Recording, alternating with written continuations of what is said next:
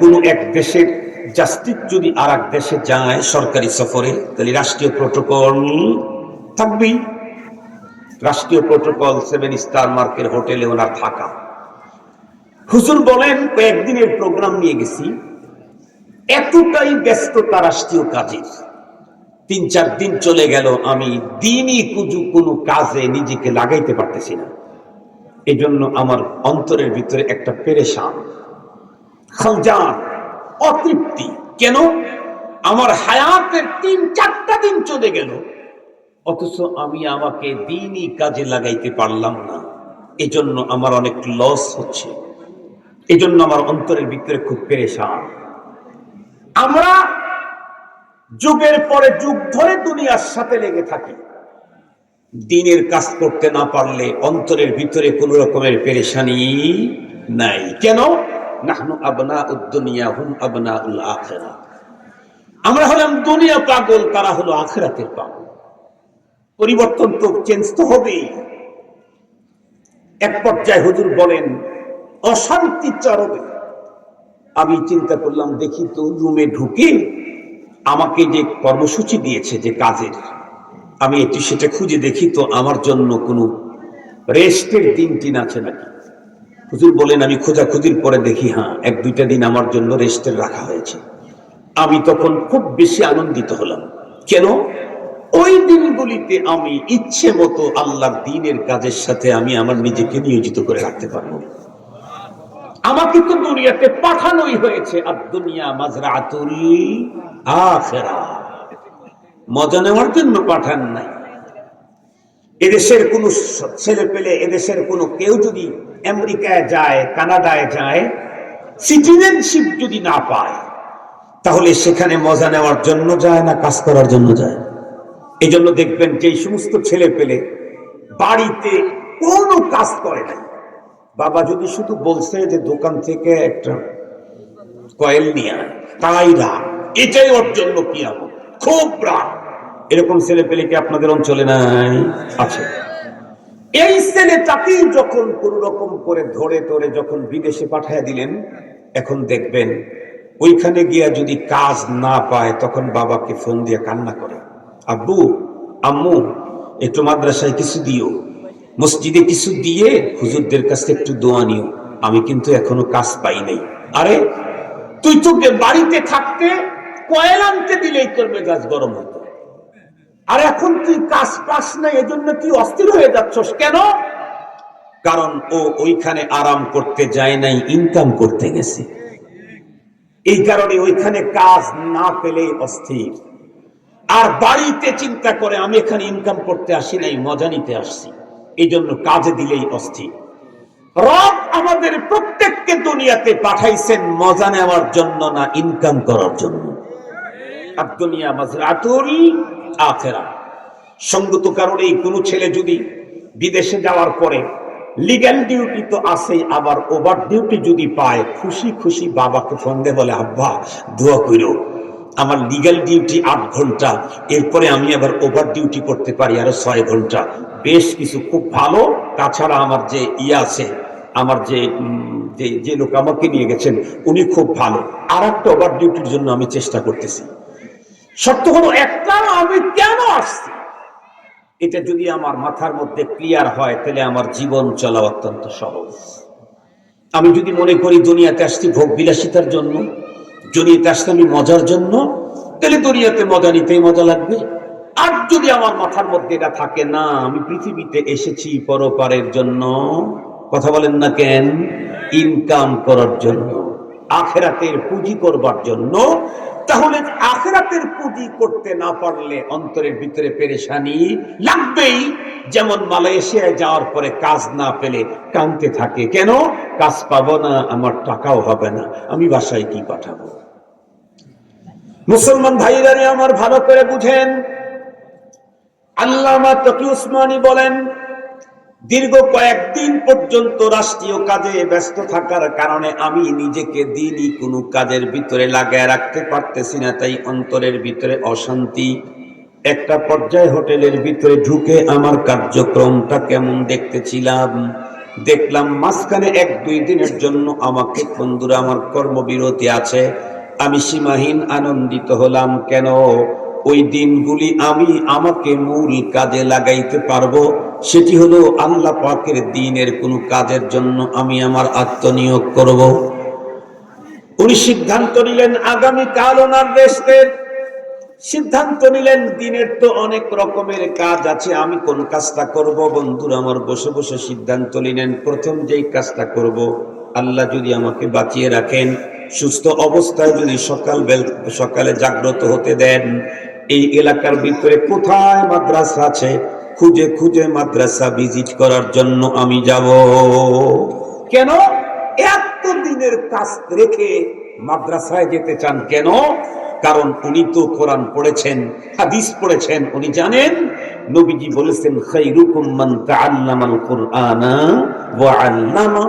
আসমানের নিচে জমিনের উপরে আজকের পৃথিবীর সবচাইতে শ্রেষ্ঠতম লোক হলো তারা যারা কোরআন পড়ে আর পড়ায়। এই লোকগুলা মাদ্রাসাতেই থাকে। কথা বলেন না কেন? আমাদের যমুনা, ঢাকার যমুনা এতদিন পড়েছিল, কোনো ভিড়ও ছিল না, লোকও ছিল না। ইন্টারিম চিফ যখন ওখানে থাকার সিদ্ধান্ত নিলেন, এখন যমুনা ভিআইপি হয়ে গেছে। কথা বলেন না কেন? যমুনার চতুর্দিকে পর্দা মেঘনা বেষ্টন করে রাখে সব সময়। দেখবেন সিকিউরিটি কত রঙের, কত রকমের। কেন? সবচেয়ে দামি মানুষটা যে জায়গায় থাকে ওই জায়গাটাও কি হয়ে যায়? দামি হয়ে যায়। কখনো ব্যক্তির কারণে জায়গা দামি হয়, কখনো জায়গার কারণে ব্যক্তি দামি হয়। কথা বলেন না কেন? কথা বলেন না কেন? জায়গার কারণেও ব্যক্তি দামি হয়, ব্যক্তির কারণেও জায়গা দামি হয়। এটা আর একটা সাবজেক্ট, ওইটা আজকে বলবো না। আল্লামা তকি উসমানী উনি বলেন সিদ্ধান্ত নিয়ে মাদ্রাসায় যাবো। ঠিক আছে। সকাল বেলায় উনি বের হলেন। ওই পাশেই রাস্তার ভিতরে দাঁড়িয়ে ভাবতেছিলেন লোকাল কাউকে দেখলে জিজ্ঞাসা করব। তো লোকাল একজনকে দেখতেছে কিছু ছেলে দাঁড়ায় দাঁড়ায় গল্প করতেছে। ডাক দিলেন, এই বাবা এদিকে আসো। কাছে আসছে। ইরাকে, কিন্তু ইরাক চিনেন? ইরাক হলো এই পৃথিবীর প্রথম মুতামাদ্দিন কওম। পৃথিবীর সর্বপ্রথম সভ্যতা এসেছে এই পৃথিবীর ইরাকে। যেই ইরাক আব্দুল কাদের জিলানীর মতো বহির্ষী মানুষ তৈরি করেছে, যে ইরাক এই পৃথিবীর উলুম ও ফুনুনের এক সময় মার্কাজ ছিল, যেই ইরাক শত সহস্র ইসলামী বড় বড় পণ্ডিতকে তৈরি করেছে, জন্ম দিয়েছে, সেই ইরাক। আল্লামা তকি উসমানী বলেন, যুবকেরা আমার কাছে চলে এলে তাদেরকে জিজ্ঞাসা করলাম তোমাদের এই অঞ্চলের ভিতরে মাদ্রাসা কোথায় আছে? ওরা আমাকে জিজ্ঞাসা করে আইস মাদ্রাসা, মাদ্রাসা কি জিনিস? আমি অবাক হয়ে গেলাম। বলে কি? আব্দুল কাদের জিলানীর দেশ। বন্ধুরা আমার, যেই দেশের ভিতরে শত শত হাজার হাজার ইসলামী বড় বড় মনীষী তৈরি হয়েছে, সেই দেশের যুবকেরা মাদ্রাসা চিনে না। তারা বলতেছে মাদ্রাসা কি জিনিস? আমি তখন অবাক হয়ে বললাম, যেখানে কোরআন পড়ানো হয়, হাদিস পড়ানো হয়। এ কথা বলতেই ওরা মুস্কি হাসি দিয়ে আমার উত্তর করলাম, নাম শেখ ফি দিয়ারিনা কাতির মওজুদ। হ্যাঁ, এই জাতীয় প্রতিষ্ঠান আমাদের দেশে কোনো অভাব নাই, অ্যাভেলেবেল আছে। আল্লামা তকি উসমানী জিজ্ঞাসা করলেন, অ্যাভেলেবেল আইনা আইনা, কোথায় কোথায় আছে? দুই একটার লোকেশন আমাকে বলো, আমি সেখানে যেতে চাই। ওরা তখন বলল, কেন? ফিল কুল্লিয়া ওয়াল জামিয়া, কলেজ আর ইউনিভার্সিটির ভিতরেই তো কোরআন পড়ানো হয়, হাদিস পড়ানো হয়। এই উত্তর শুনে আল্লামা তকি উসমানী আরো হুকলেস হয়ে গেলেন। একটা পর্যায়ে বন্ধুরা আমার অবাক চিত্তে তাদের দিকে তাকায় রইলেন। বললেন, বাবা, ওই জাতীয় প্রতিষ্ঠানের অনুসন্ধান আমি চালাই না, বাল আরাদতু আল মাদ্রাসা আল মুখাসসাসা, আমি তো বিশেষায়িত প্রতিষ্ঠানের কথা তোমাদেরকে জিগাইলাম, যেই প্রতিষ্ঠানের ভিতরে শুধুই কোরআন পড়ানো হয়, হাদিস পড়ানো হয়, তাফসীর পড়ানো হয়, ফাসাহাত পড়ানো হয়, বালাগাত পড়ানো হয়, নাহু পড়ানো হয়, সরফ পড়ানো হয়, আরবি আদব পড়ানো হয়। এই কথা বলতেই ছেলেগুলি তখন আমার দিকে তাকায় উত্তর করল, মা সামিতু বিহাদা, যেই জাতীয় প্রতিষ্ঠানের কথা তুমি বলছো পরদেশি, এই জাতীয় প্রতিষ্ঠানের কথা জীবনেও কোনোদিন আমরা শুনি নাই। তো কি উসমানী বলেন, আমার মাথা হেট হয়ে গেল। বলে কি? ইরাকের মতো জায়গার যুবকেরা এই জাতীয় মাদ্রাসা জীবনে শোনেই নাই। উনি বলেন, আমি যখন তাকায় রইলাম, অদূরেই দাঁড়ানো ছিল সিদা একজন বয়স্ক মানুষ, দূর থেকে আমাদের আলাপচারিতা শুনতেছিল। হাঁটি হাঁটি পা পা করে আমার কাছে এসে বলল, হে বিদেশি, কি চাও? আমি বললাম, একটু মাদ্রাসা খুঁজছি। উনি তখন লম্বা একটা ঠান্ডা নিঃশ্বাস ছেড়ে চোখের ভিতরে পানি টলমল আমাকে বলতেছে, আরে বিদেশি, তুমি যে প্রতিষ্ঠানের কথা জিজ্ঞাসা করছো যুবকদেরকে, এই যুবকদের জন্মের অনেক আগেই এদেশ থেকে ওই প্রতিষ্ঠানগুলি বিলুপ্ত হয়ে গেছে। তাম ইরাকের ভিতরে তন্ন তন্ন করে খুঁজে ও এই জাতীয় একটা প্রতিষ্ঠান পাবা না। আল্লামা তকি ওসমানী বলেন, আমি একটা লম্বা নিঃশ্বাস যখন ছাড়লাম, বৃদ্ধ লোকটা আমার আবেগ বুঝতে পারলো। আমাকে তখন ডেকে বলে, বিদেশি শোনো, ওই জাতীয় কোনো প্রতিষ্ঠান তো তুমি ইরাকের ভিতরে একটাও খুঁজে পাবা না। তবে ওই জাতীয় প্রতিষ্ঠানে পড়ুয়া একজন লোক এখনো ইরাকের ভিতরে বেঁচে আছে। তুমি যদি চাও তার সঙ্গে দেখা করতে যেতে পারো। হুজুর জিজ্ঞাসা করলেন, আঙ্কেল সেটা কত দূর, কোথায়? উনি উত্তর করলেন, পীরানে পীর আব্দুল কাদের জিলানী রহমাতুল্লাহি আলাইহির মাজার মসজিদ, বাগদাদের জামে মসজিদের সম্মানিত ইমাম ও খতিব। উনি বললেন, আঙ্কেল এখান থেকে কত দূর? বৃদ্ধ লোকটা উত্তর করলো, তাও তো 5 থেকে 600 কিলোমিটার দূর। আল্লামা তকি ওসমানী বলেন, আমি সিদ্ধান্ত নিলাম 1000 কিলোমিটার দূরও যদি হয় তবু আমি তার সঙ্গে শুধু সাক্ষাৎ করার জন্য যাব। কেন? এক জামানা সাহাবতে বা আউলিয়া বেহতের আসদ সাদাত আতবেরিয়া। উনি জানেন অল্প কিছু টাইম আহলুল্লাহদের সাক্ষাৎ এ যেন 1000 বছর ভেজাল মুক্ত ইবাদতের চাইতে আল্লাহ পাকের কাছে অনেক দামি। 20 বছর পর্যন্ত রাজনৈতিক অঙ্গনে, রাজপথে, রাস্তার ভিতরে কত ভূতালাপ্তি, কত কিছু খাইলো, এটার দ্বারা যতটুকু মর্যাদা না হয়, একবার শুধু দলের চেয়ারম্যানের সাথে একটা সেলফি তুলতে পারলে তার চাইতে বেশি কাজ হয়। কথা বলেন না কেন? এটা বাস্তব বললাম না অবাস্তব বললাম? 15 বছর পর্যন্ত দলের জন্য রাজপথে কত কিছু কষ্ট, কত দুঃখ, কত রক্ত, কিছুই হলো না। শুধু একবার যায় দলের প্রধানের পাশে একটা সেলফি তুলে ছাড়তে পারলে কাজ। মুসলমান ভাইরা, আমার আল্লাহর ওলি জানেন, উনি কিন্তু পৃথিবীর শ্রেষ্ঠ 10 জন আলেমের একজন। এত বড় একজন আলেম সিদ্ধান্ত নিলেন, যে করেই হোক, যত দূরেই হোক, আমি আহলুল্লাহর সঙ্গে দেখা করার জন্য যেতে চাই। মুসলমান, আমি জিজ্ঞাসা করতে চাই, আল্লামা তকি ওসমানীর চাইতে বড় আলেম আমাদের এই অঞ্চলে কয় ডজন হবে? আর একটু জোরে বলেন।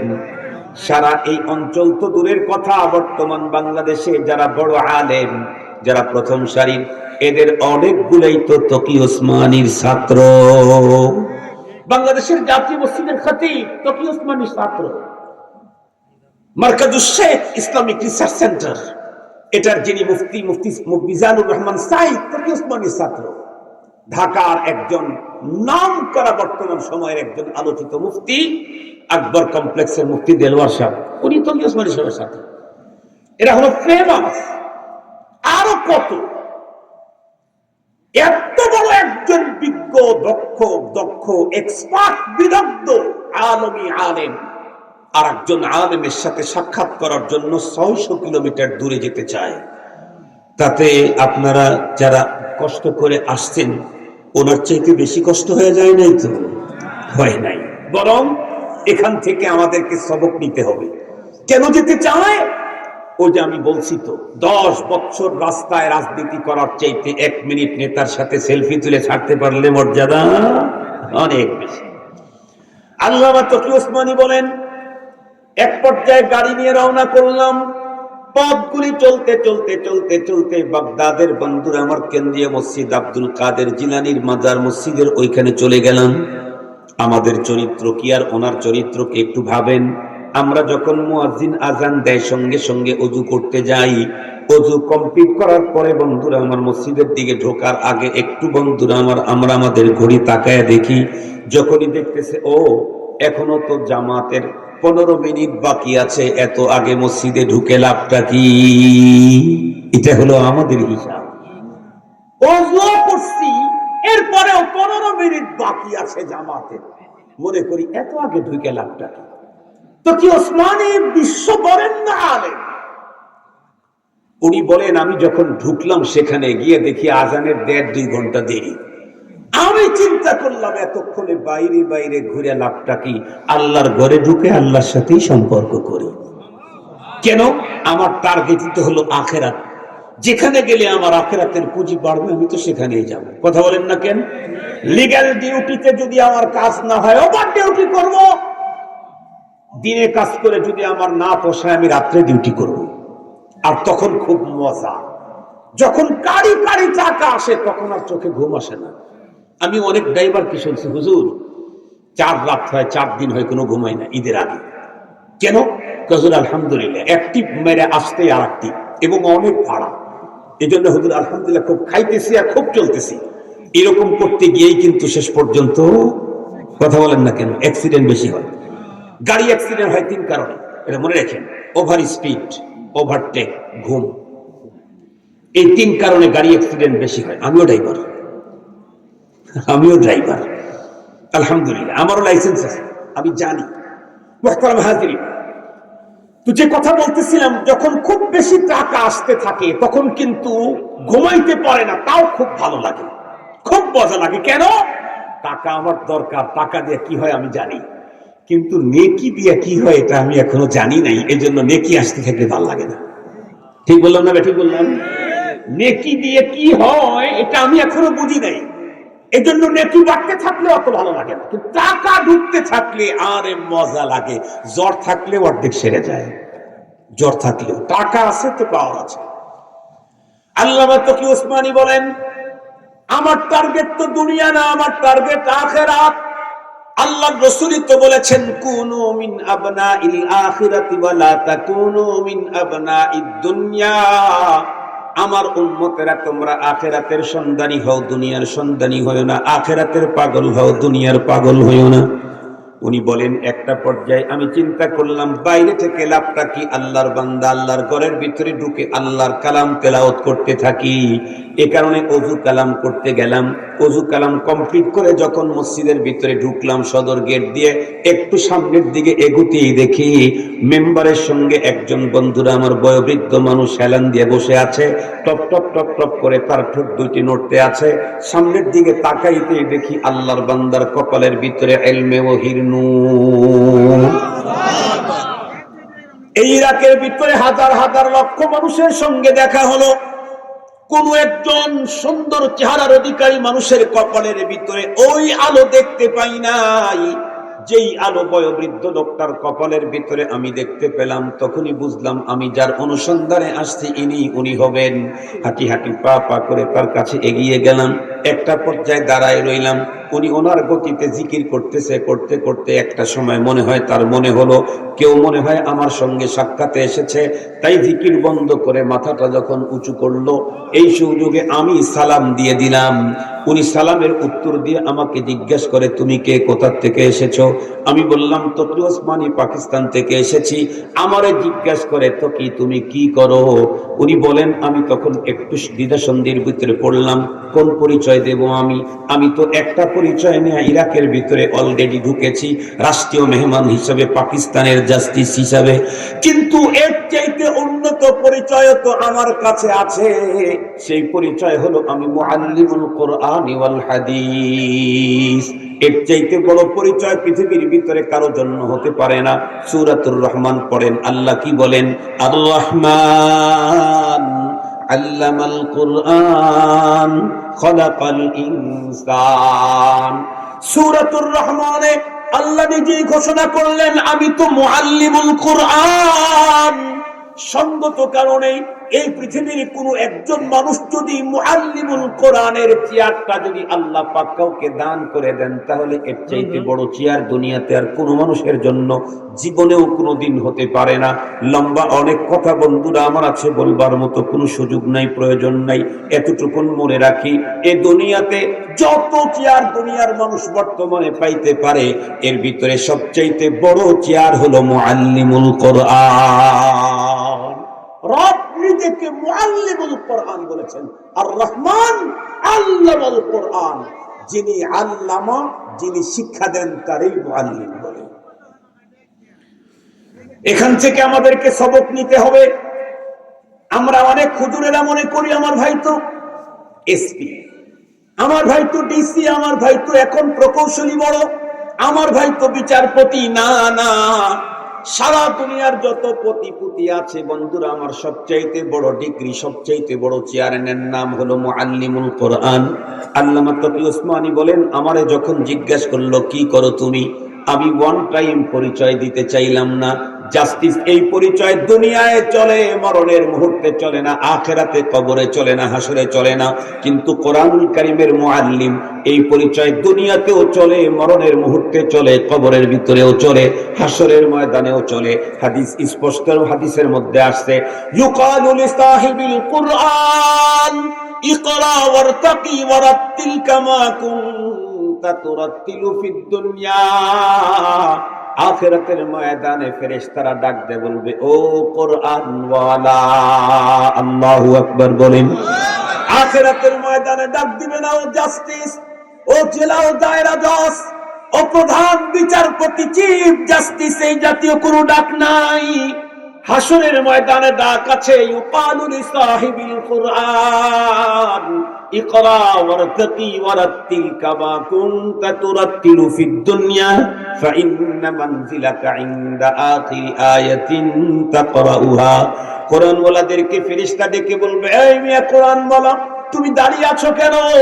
পড়তে যাও, চড়তে যাও। তুমি না আল্লাহর কোরআন জমিনের ভিতরে তারতিলের সঙ্গে তিলাওয়াত করতে, আজকে তুমি ওই পদ্ধতিতেই আল্লাহর কোরআন তেলাওয়াত করো, অটো পদ্ধতিতে জান্নাতের উপরের দিকে তুমি চড়তে থাকবে। সুবহানাল্লাহ। এই কারণে আল্লামা তকি ওসমানী বলেন, আমি জাস্টিস এই কথা বললাম না, বললাম আমি কোরআন হাদিসের উস্তাদ। এই কথা শুনতেই উনি একটু আশ্চর্য হয়ে গেলেন। আমারে জিজ্ঞাসা করে, তকি ওসমানী কোরআন হাদিস তুমি কোথায় পড়াও? আমি তখন বুঝেছি তো, কারণ সকাল বেলায় ওদের কাণ্ড আমার মনে আছে।